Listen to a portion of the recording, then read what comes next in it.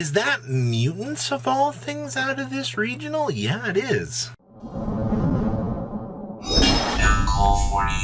Make sure you guys smash the elven crap out of that subscribe button so you guys don't miss out on more awesome content. We're going to be talking about a shark deck at the end of this video as well. So that's going to be something that you're going to want to stick around for out of Guam as well. So your regional breakdown here out of Mexico is we had double Kashtira. Now, I'm not surprised to see that Kashtira has been running an absolute crazy train out here on some of these events. All real things considered, it is still the dominant force of the meta.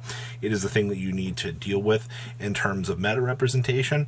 And I mean, it's just one of those cases that you look at the meta and how things are going and you're like, oh yeah, it's still Kashtira. Now, we also have Chimera innovations out here as well. So whether or not this be, you know, the splash of the branded package in here, because, I mean, what the splash is like, what, double Fallen of Albaz and like branded fusion, and that's kind of it at the end of the day. That's all you need in order to get things off of the ground and make, you know, these decks into an absolute crazy, you know, strong force in the meta. And I think you do need to be aware that the Chimera stuff has been pushing relatively further ahead than the rest of what's been going on in the meta. So keep an eye on, you know, Chimera innovations. We also have Vanquish Soul out here, still doing very Vanquish Soul things. We also had Sprite, which was our mutant variant out here, which is actually pretty insane when you think about things at the end of the day, that this deck has managed to incorporate a mutant package into it and find a way to kind of evolve and detour some players and go, what in the world's going on with this? We also had Purrely, which the Cat in the Hat deck is still kind of on top, doing a very strong thing that we've seen. And we also have Labyrinth out here as well. So your standard metagame contenders are all pretty much the same across the board here. Not a lot of change. All right, let's pass on over to those top deck lists. Winning our list here actually looks like it is Kashtira, with a very, very strong presence of the Book of Moons in the main deck. Now, one cool thing that I will give this build versus a lot of the other builds that we've seen out here is we actually have Crossout Designator built into the main deck. Finally, somebody gets it. All right, we've seen, of course, like Book of Eclipses, Forbidden Lands is honestly the Forbidden Lands counterpoint to make sure that you can lance your monster, make sure that the opponent can't actually get the Book of Moon to set your monster, actually is pretty important. I mean, there's no ifs, ands, or buts about that. The fact that you can get into that position and force the opponent to be like, oh, you know, like, well, this sucks. Yeah, I also see that we are playing one Dark Hole in the main deck, and we're not playing any Thrust or any other, like, real ways to get it. It's just, I feel like it's one of those cards that if you see it, you see it. If not, oh, well, we're also citing an additional Dark Hole down there, so they are taking a lot of the value that you need to like hard draw. I mean, you also have Lightning Storms. You're also on Double Evenly as well. They were on a pretty wide spread of 2-ofs to try to cover as much ground as they can at the end of the day. I don't have anything else really too crazy about this. I mean, we do have the Infinitrack Exceed in here. You do see Goliath showing up as well for the Pot of Prosperity interaction off of the Arise Heart, so not too bad. Our Purrely deck, I see that we are playing a little bit extra cards in here, which isn't too terrible. Now, the first thing that I'm going to tell you here, we are playing Thrust. Because we are playing Thrust, this does open up the door to play things like the Dark Ruler No More in here, which is a 1-of. Now, the thing that does baffle me here was, why just the 2 Book of Eclipse? Did we not feel that we needed to have the additional pressure? Did we feel that maybe the value that came with this wasn't so great at the end of the day? I'm not too sure about that. I do think that if you're going to commit to it, I think you play the 3. That way you have the greatest odds of drawing them, and that way you can get the best pressure on the opponent. Once again, problem is at the end of the day that if you're not seeing these power cards when you need them, they're really not that good. And I mean, you're also playing Thrust, so once again, I mean, you do get to make the dedicated slots to more techie options, once again, and back to the talents and, you know, the Dark Ruler No More. So you can experiment a little bit here. So I believe we're only playing 2 copies of the field spell here as well. Yeah, we are only playing 2.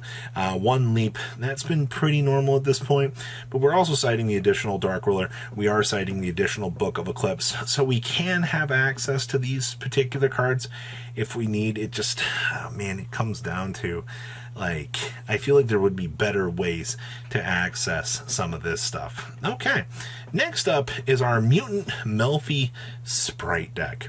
Now, this isn't a particularly, like, crazy inclusion of the mutant stuff in the deck. We're not accessing any of the big guys.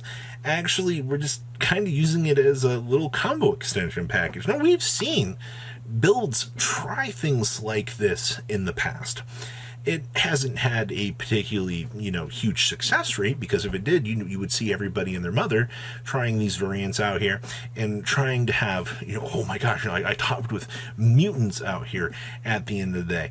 Well, the biggest thing with this is it's a splash package that you can dump into the deck, and congratulations, you have some water monsters. And, we're not even playing the best water combination access points that we could. Hi, Totally Awesome. How are you? It's just, you can play some E-Tellies, you can get some level 2s on the field, and congratulations, you're off to the races. The whole little Melfi package in here as well is so dumb. The fact that they can make the Herald during the opponent's turn to have the additional negates set up is some of the dumbest stuff that you could expect to see in the game. And that pressure that you can put on the opponent because of that it's so good at the end of the day. You know how many people can't actually handle a Herald popping up off of something else? Oh, well, maybe you shouldn't have committed the summon. That's where your issue is going to be. And then, of course, we have our branded Chimera variant out here as well. This is where we look at, like, the Fallen of Albaz package. I mean, you even really call this a Fallen of Albaz package at this point in time. This is where you have the 3 branded fusions.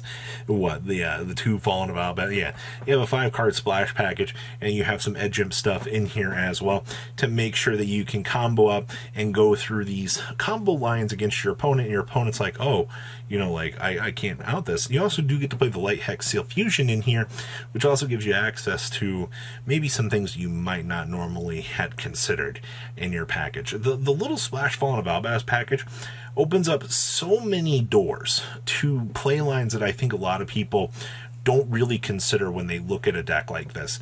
And yeah, you have the entire Fusion Armada at your disposal, but you got to remember that the value that you are aiming to get with this is all just the biggest fusion plays and an extra line of consistency. And honestly, the Chimera stuff does make things a lot more consistent.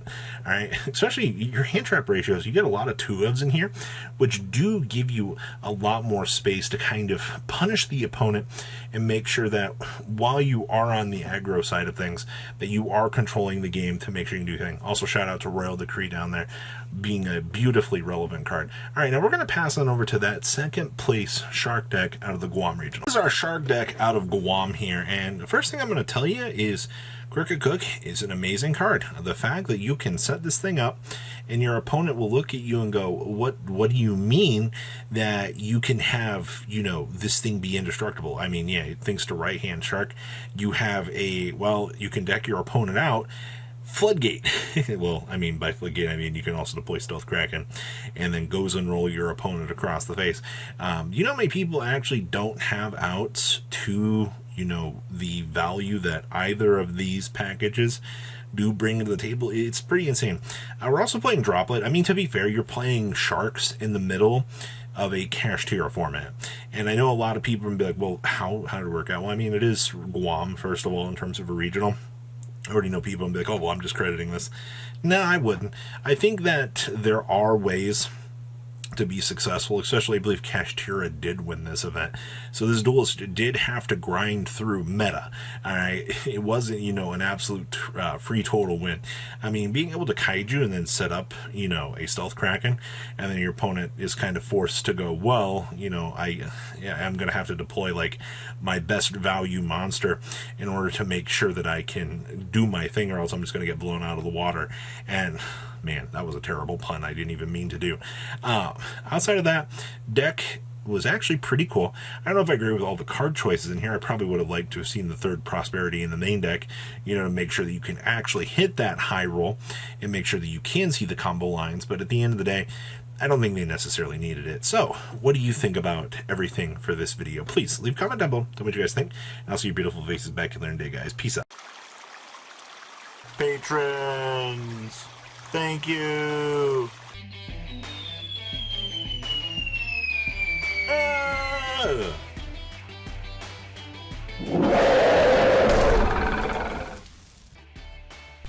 Thank you so much for watching. Check out these other videos.